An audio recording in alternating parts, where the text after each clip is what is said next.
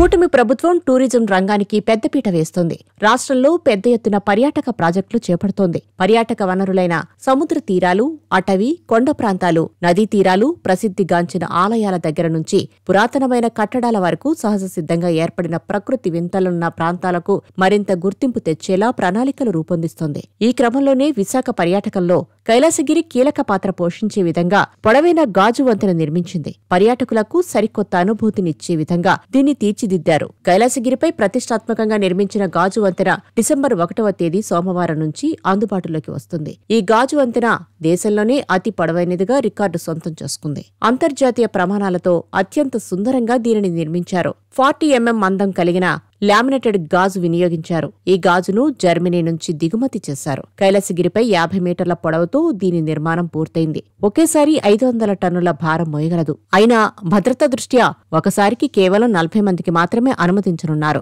దేశంలోనే నడిచేందుకు అత్యంత పొడవైన గాజు వంతెనగా ఇది రికార్డు సొంతం చేసుకుంది. గాజు వంతెనపై పర్యాటకులు ప్రకృతి అందాలు ఆస్వాదించవచ్చు. గాజు వంతెన ప్రారంభం తర్వాత తాము ఎంతో థ్రిల్ అనుభవించనున్నట్లు పర్యాటకులు వ్యాఖ్యానిస్తున్నారు.